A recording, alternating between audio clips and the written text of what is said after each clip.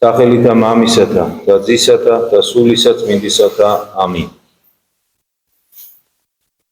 სიტყვა თქმული წმინდათა შორის მამისა ჩვენისა ეგნატე ბრანჩანინოვის. სწავლება დიდი მარხვის მეორე კვირას. მარხვის მნიშვნელობა ადამიანისათვის. ეკრძალენი თავთა თქვენთა, ნუ უკვე დამძიმდნენ გულნი თქვენი შვებითა და მთვრალობით. საყვარელო ძმებო, ჩვენთვის სულის მაცხოვნებელია წმინდა ორმოცეულის დღეებში არა მარტო ჩვენი სხეულების მარხვით დატვირთვა, არამედ მარხვაზე საუბარიც.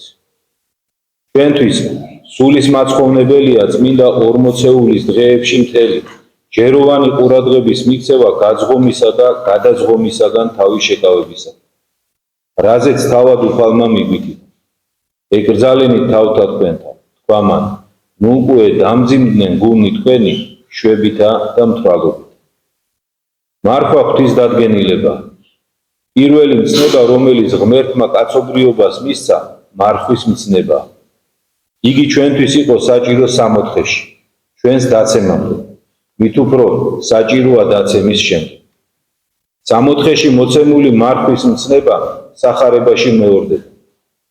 აზრით ავმაღლდეთ მარხვის შესახებ ღვთის დადგენილებამდე და ამ დადგენილების ჭვრეტით სული გავაცოცხლოთ მარხვის ღვაწლით. სული გავაცოცხლოთ მარხვის ღვაწლით. მარხვის ღვაწლი მხოლოდ სხეულს არ განეკუთვნება. მარხვის ღვაწლი მხოლოდ სხეულისათვის არ არის სასარგებლო და საჭირო. იგი სასარგებლო და საჭიროა უპირატესად გონებისა და გულისათვის. ეკრძალენი თავთა თქვენთა, ნუ უკვე დამძიმდნენ გულნი თქვენი შვებითა და მთვრალობით. სოფლის მაცხოვარმა ამ სიტყვებით გაგვიმხილა განსაკუთრებული ყურადღების ღირსი შედეგი, რომელიც საჭმლისა და სასმელის ზედმეტი მოხმარებისაგან მოდის. საშინელი შედეგი, სულის დამღუპველი შედეგი, მუცლის მაამებლობისაგან გული მძიმდება, უხეშდება, ქვავდება. გონებას აკლდება თავისი სიმსუბუქე და სულიერება. ადამიანი ხორციელი ხდება. რას ნიშნავს ხორციელი ადამიანი? ხორციელის სახელით წმინდა წერილი აღნიშნავს იმ უბედურ ადამიანს, რომელიც მიწას არის მიჯაჭვული, რომელსაც სულიერი ფიქრები და გრძნობები არ ძალავს.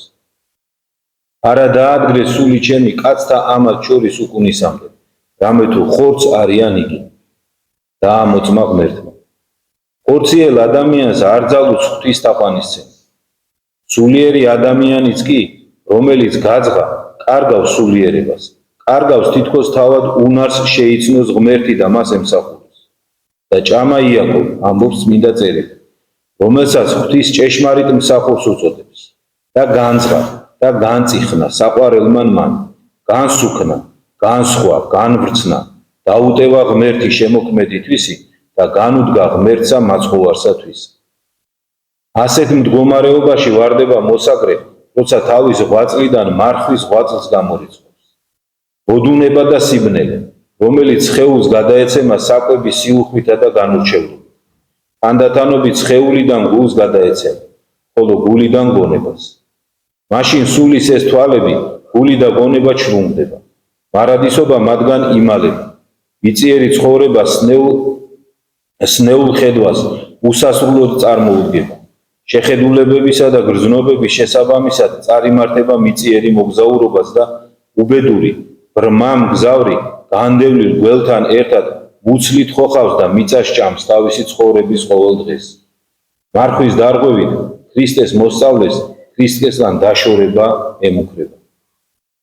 ადამიანზე საკვების არაზომიერი, ანდა თუნდაც გაუფრთხილებელი და უყურადღებო გამოყენების ასეთი გავლენით აიხსნება მიზეზი, რომლის მიხედვითაც ადამიანს თავის უმანკო მდგომარეობაში სამოთხის სიამეებს შორის მყოფს მარხვის მცნება სჭირდებოდა. მას მიენდო ახლად შექმნილი არცება, რომელიც ორი ბუნებისაგან იყო შემდგარი, სხეულებრივისა და სულიერისაგან. სულიერ მდგომარეობაში შეენარჩუნებინა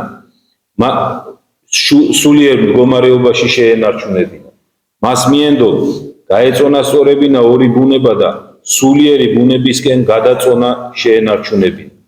მისი მეშვეობით ადამიანს შეეძლო გამუდმებით ღვთის წინაშე მდგარიყო ფიქრითა და გულით. მიუწვდომელი ყოფილიყო ამაო ფიქრებისა და ოცნებებისათვის. მარხვის მცნება მით უფრო საჭიროა დაცემული ადამიანისთვის.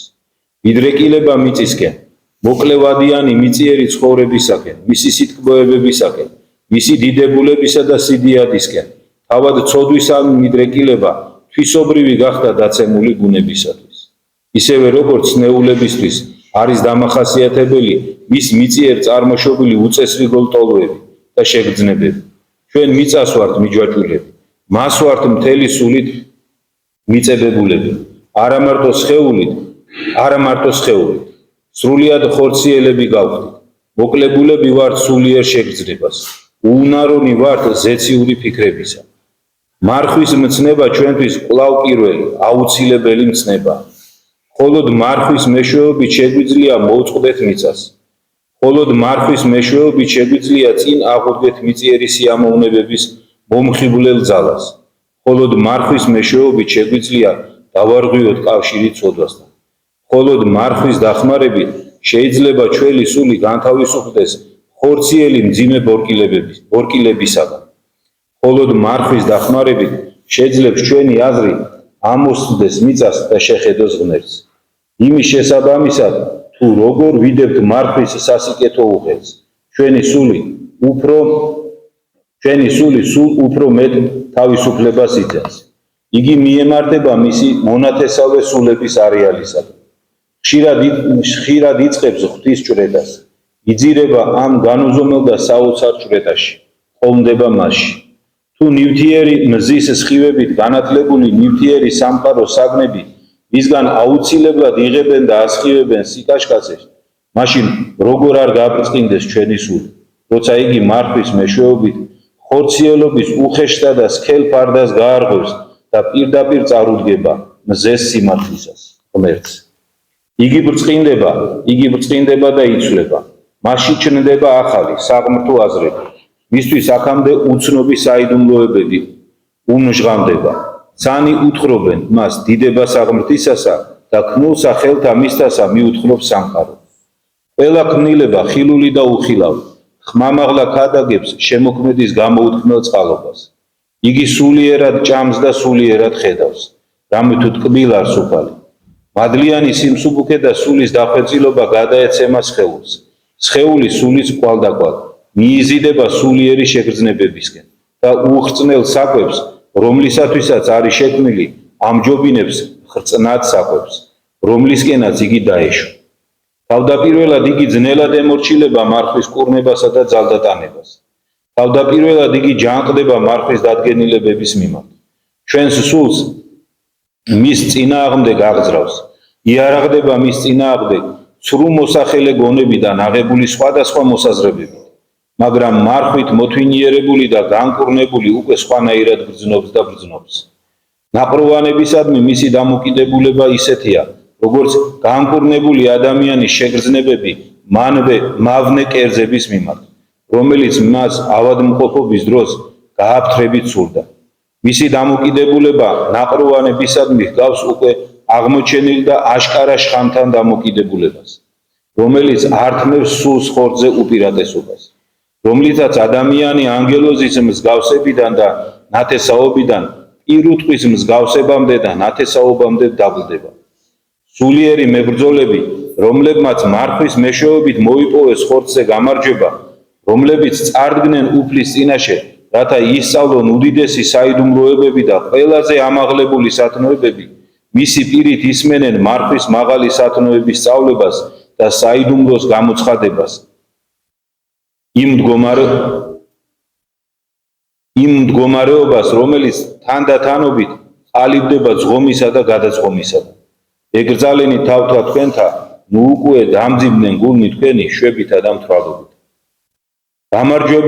გამარჯვებულებს ახსენებენ, რომ გულმოდგინედ დაიცვან იარაღი, რომლითაც გამარჯვება მოიპოვეს. ხოლო გამარჯვება მოიპოვება და გამარჯვებით შეძენილი ნადავლი ნარჩუნდება ერთი და იმავე იარაღით, მარხვით. ქრისტეს მოსაგრე, რომელიც გაბრწყინებულია ზემოდან და განსწავლულია საკუთარი ღვთისმოსავი გამოცდილებებით, როცა თავისი მარხვის ღვაწლს განიხილავს, სავსებით საჭიროდ მიიჩნევს არა მხოლოდ გაძღომისა და გამუდმებული ნაყროვანებისაგან თავის შეკავებას, არამედ საკვების მკაცრად გამორჩევასაც. ეს გამორჩევა ზედმეტი გვეჩვენება საკუთარი თავის მხოლოდ ზედაპირული, ნაჩქარევი შეხედვით. არსებითად კი საკვების თვისება განსაკუთრებით მნიშვნელოვანია. სამოთხეში აკრძალული იყო მხოლოდ და მხოლოდ თვისება. ჩვენი გლოვის ველზე, დედამიწაზე აღმოვაჩენთ, რომ თვისებებში განურჩევლობას გაცილებით მეტი სულიერი უბედურება მოაქვს, ვიდრე რაოდენობრივ სიჭარბეს. არ უნდა ვიფიქროთ, რომ ერთი სახის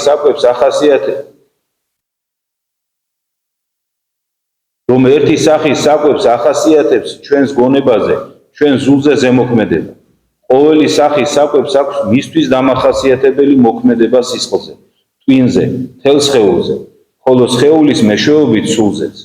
ვინც მარხვაში ვარჯიშით საკუთარ თავს ყურადღებით აკვირდება, აღმოაჩენს, რომ აუცილებლად საჭიროა სხეულისა და სულის გამოფხიზლება, ხორცისა და თევზის და თვით თევზის ხანგრძლივი გამოყენებისაგან.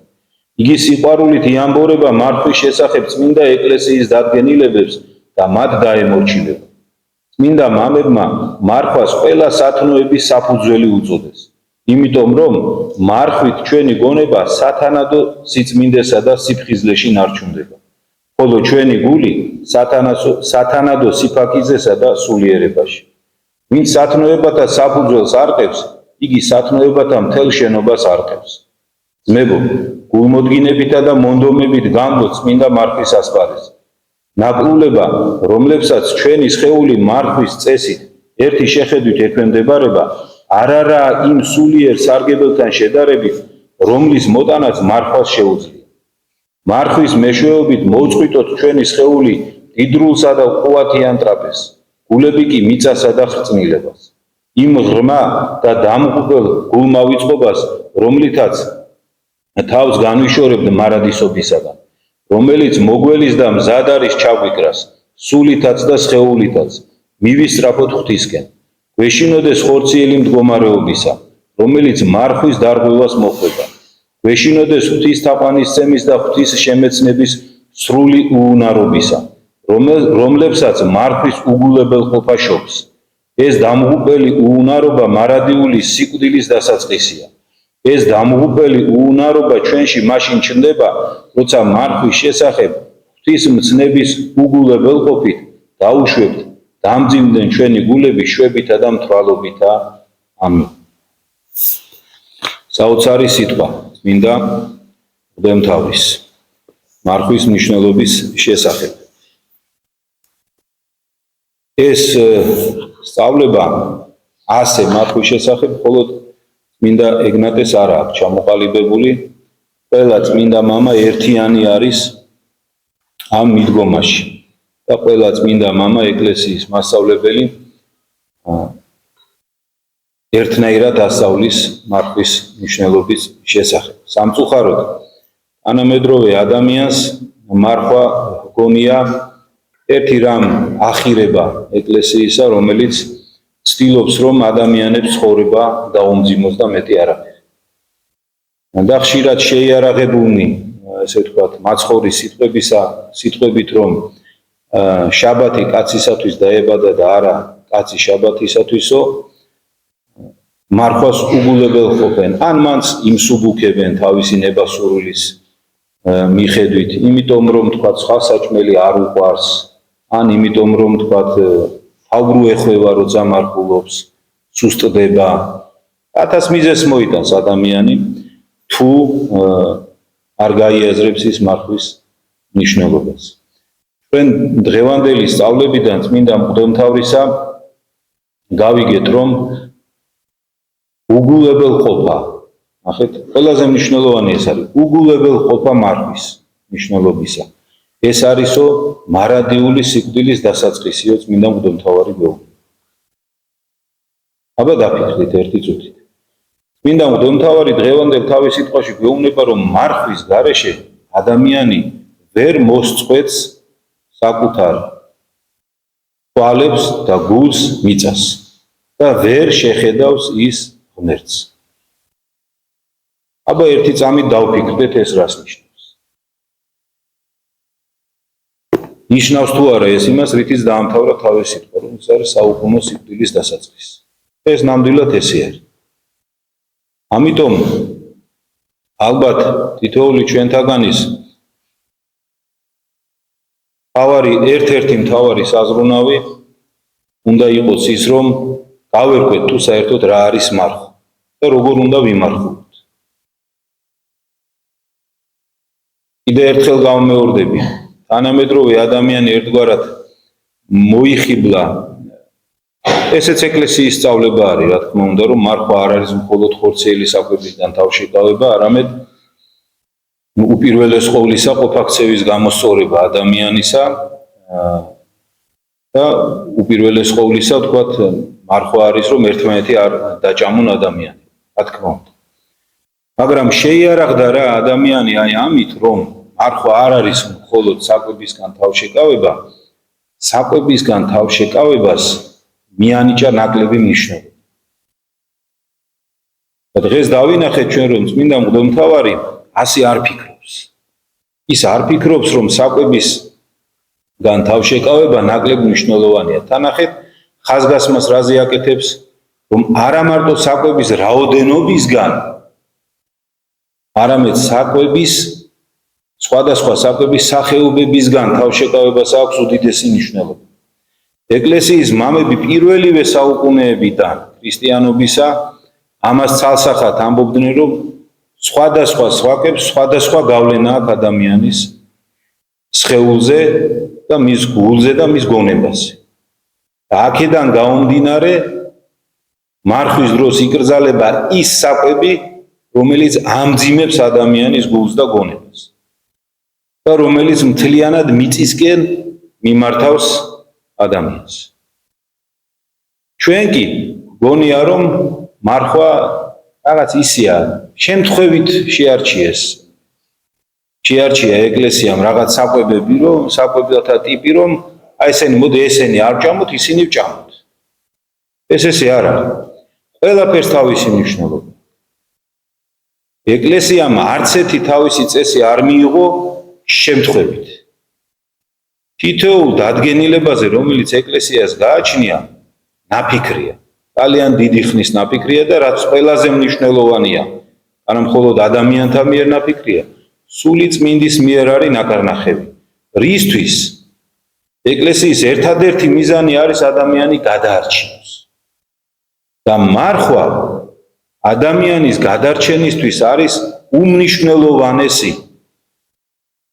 შეიძლება პირდაპირ ითქვას, რომ მარხვის გარეშე ადამიანი ვერ გადარჩება. ადამიანი, რომელიც უგულებელყოფს მარხვას, ადამიანი, რომელიც უარყოფს მარხვას, ესეთი ადამიანი ვერ გადარჩება. მეცაც გეტყვით, წმინდა ეგნატე ბრიანჩანინოს აი პირველ კვირასთან დაკავშირებით მისი ქადაგება რომ წაიკითხოთ, ერთ-ერთ შეჩვენებას ის უთulis ადამიანებს, რომლებიც უარყოფენ მარხვას. წარმოიდგინეთ. წმინდა მღვდელმთავარი ამბობს, რომ შეაჩვენებს ღმერთი ისეთ ადამიანს, ვინც მარხვას უარყოფს. ჩვენ კი რას ვაკეთებთ? ჩვენ კი გონია, რომ ეს ისეთი არაფერი არ არის, შეიძლება რა მოხდა ახლა თუ ერთ პატარა რაღაცას დავარღვევით, რა მოხდა თუ იმას გავაკეთებ, რა მოხდა თუ მარხვაში დავთვრები, ახლა ეგ არაფერი ისეთი არ არის. ასე რა მოხდებით შეიძლება ადამიანმა ღმერთმა დაგვიფაროს ყველა ჩვენთაგანი ჯოჯოხეთში გაახილო თვალები. ესე რა მოხდა. ახლა ყველაზე მნიშვნელოვანი. როდიდან უნდა დაიწყო ადამიანმა მარხვა? როდიდან უნდა შეაყვარო ბავშვს მარხვა? არ შემეშლება თუ ვიტყვი დაბადებიდან მეთქი. იმიტომ რომ რასაც ბავშვს დაბადებიდან არ შეაყვარებ, იმას ვერ შეძლებს ის ვერასდროს. რაც უფრო გვიან შეაყვარებ მარხვას ბავშვს, მით უფრო ძნელი იქნება მისთვის. ეს ესეა. რაც უფრო გვიან მაგალითად რო ავიღოთ, უფრო მარტივი გასაგები ჩვენთვის, რაც უფრო გვიან დააწყებინებ ბავშვს განათლების მიღებას, მით უფრო ძნელი იქნება მისთვის ის განათლება. რაც უფრო ადრიანად შეაყვარებ ბავშვს სწავლას და შრომას ზოგადად, მით უფრო იოლია იმ ბავშვისთვის მერე შრომაც და სწავლაც და საერთოდ ცხოვრებაც. ჩვენ კი რას ვაკეთებთ? მაქსიმალურად ვცდილობთ, რომ ბავშვმა მარხვა არ დაიწყოს. ეხლა მე როცა ვამბობ მარხვა შევაყვაროთ, იმას გულისხმობ, რომ 2 წლის ბავშვს უზეთო მარხვაზე დასვათ, ეხლა 59 დღე. ამას კი არ გულისხმობ. შეყვარება მარხვისა სხვა რამე არის და მარხვის დაცვა სრულად კიდე სხვა რამე არის. როდესაც ვამბობ შევაყვაროთ მარხვა, გულისხმობ იმას, რომ ბავშვმა უნდა იცოდეს მარხვის მნიშვნელობა. და მშობელი მაშინ ივარგებ მშობლად, თუ შენი შვილი გეხვეწება, რომ მოდი რა ვიმარხულებ მე შენთან ერთად და შენ ეუბნები, რომ მოდი ჯერ არა შვილო, მოდი ჯერ აი ამით იმარხულებ. მერე ამით ის გეხვეწება და შენ ეუბნები, რომ მოდი გაჩერდე. აი მაშინ გაგიკეთებია მშობელს საქმე. შეგიყვარებია ბავშვის მარხვა. მაგრამ თუ ისე აღზარდე შვილი, რომ მას მარხვა არ უნდა, მაშინ ნუ გიკვირს, რომ მას არც ლოცვა არ მოუნდება თავის ცხოვრების ერთ ეტაპზე. არც ეკლესიაში სიარული მოუნდება, არც სახარების წაკითხვა მოუნდება, მისთვის სახარება ისე უცხო იქნება, როგორც ფრანგისთვის ქართული ენა. აი ესეთი უცხო იქნება და ნუ გიკვირს. იმიტომ რომ რა გითხრა დღეს წმინდა მღვდელმთავარმა, რომ მარხვა არის ყველაფრის საწყისი. საერთოდ სულიერი ხედვის საწყისი არის მარხვა. და თუ ადამიანი მარხვას არ იღებს თავის კისერზე, მას არც ეს სულიერი ხედვა არ აქვს. და რატო გიკვირს მე? მერე გიკვირს. ვახ კაცო, ამ ბავშვს მარტო გართობა უნდა, მარტო დასვენება უნდა, მარტო დროს ტარება უნდა, მარტო ჭამასმა უნდა. მარტო კოკა-კოლა უყვარს, ან რაღაცა ნაგავი საჭმელი. რატო? იმიტომ რომ ესე გავზარდეთ და ეხლა რა გიკვირს? ესე გავზარდეთ, ჭამასმა, დროს ტარება, ეს შევაყვარეთ. მარხვა არ შეგვიყვარებია. რატო? მეგონა რომ ჯერ პატარა, მერე, ჯერ პატარა, მერე, ჯერ პატარა, მერე. მერე როცა გაიზარდა, აღარ უნდა ბატონო. ეხლა აღარ გემორჩილებ.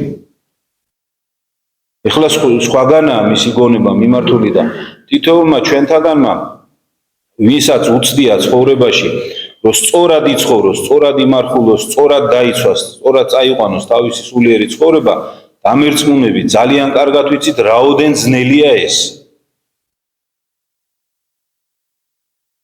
რაოდენ ძნელია ეს. და ბავშვს რაღაცას თქო. არაფერი გისწავლები ამისთვის და როგორ გინდა რომ ის იყოს ახლა მაღალსულიერი. როგორ გინდა რომ მას სახარება უყვარდეს, არ ეყვარება სახარება. იმიტომ რომ სახარება თლიანად ზეცაზეა. შენ კი თლიანად ხორციელი ხარ. ამიტომ ამას უნდა ვერიდოთ ყველაზე მეტად. ეშმაკის მთელი მეცადინეობა არის მიმართული მაგისკენ, რომ ადამიანი ხორციელი გახადოს. რომ მისი მთელი მისწრაფებები მიწას იყოს მიჯაჭვული. რომ ადამიანმა მთელი თავისი ენერგია მიწას მიახარჯოს. რომ მას ენერგია აღარ დარჩეს სულიერისთვის. აი კიდევ ერთი ხაზგასმა მინდა გავაკეთო. განსაკუთრებით ბავშვებზე რატო ვლაპარაკობ ხოლმე, იმიტომ რომ ესენი არიან ჩვენი მომავალი. მათზე თუ არ გაკეთდა აქცენტი და მათ აღზრდაზე, მაშინ ყველაფერი წყალში ჩაიღრება. და რაზე მინდა რომ ხაზმასო გავაკეთო. ნახეთ როგორ ავართ თითოეული ჩვენთაგან. როდესაც ბავშვის განათლებას ეხება საქმე, ან თუნდაც მის დაყვავს რაღაცა სპორტზე, არ ვზოგავთ მას არც ერთი წამი. არც ერთი წამი არ ვზოგავთ. დილას უთენია ავაყენებთ. ღამე გვიან დავაძინებთ. სანამ იმ დავალებებს არ შეება, ეს თუ სპორტზე იქნება.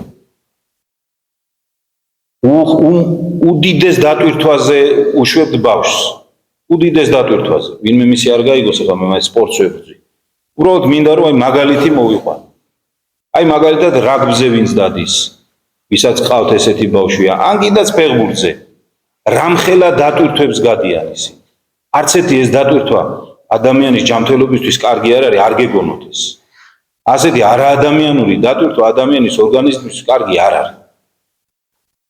მაგრამ იმიტომ რომ ჩვენმა შვილმა მიაღწიოს წარმატებას, ამაზე მივდივართ შეგნებულად.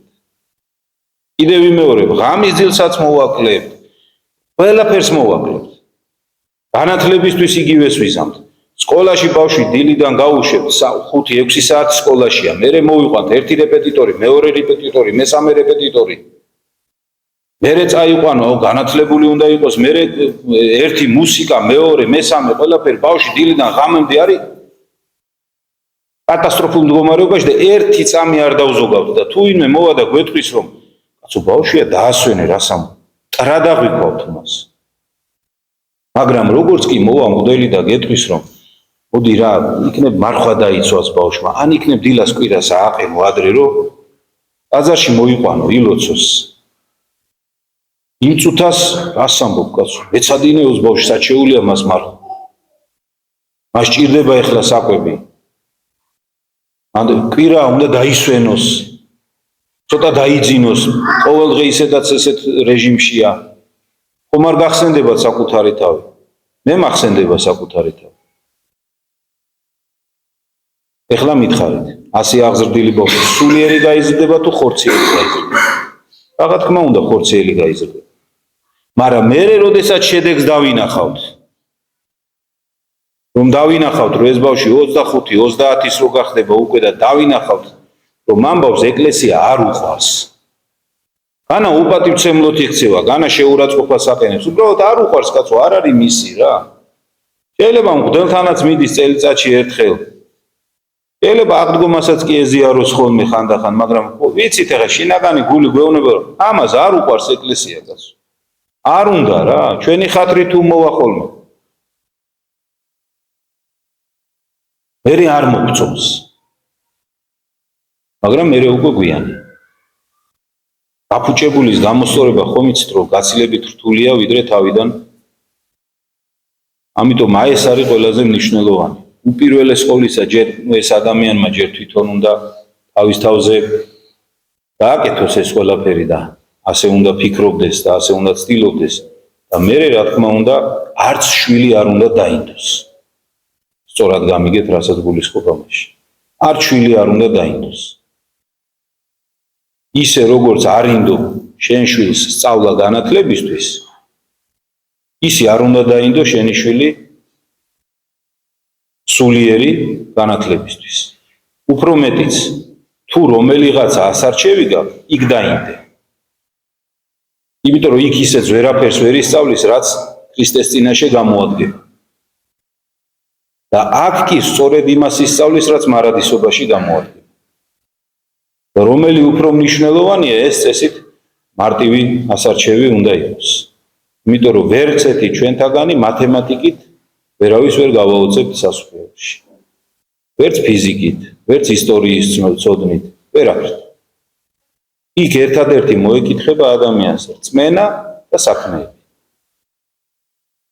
ვერთმა შეგვაძლებინოს, რომ უპირველეს ყოვლისა ჩვენ ვიცხოვროთ ესე და მერე ჩვენ შვილებს ვასწავლოთ ეს ყველაფერი და ამის საწინდარი და საფუძველი, როგორც დღეს წმინდა მღვდელმთავარმა ეგნატემ გითხრა, არის მარხვა. და თუ შეარყევ მარხვას, მაშინ მთელი შენობა შეირყევაო, აი ესე დაგვარიგა დღეს წმინდა მღვდელმთავარმა. ვერთმა შეგვაძლებინოს, რომ ეს მთელი ცხოვრება ვახსოვდეს. ვერთმა დაგლოცოთ და გაგვერთოთ.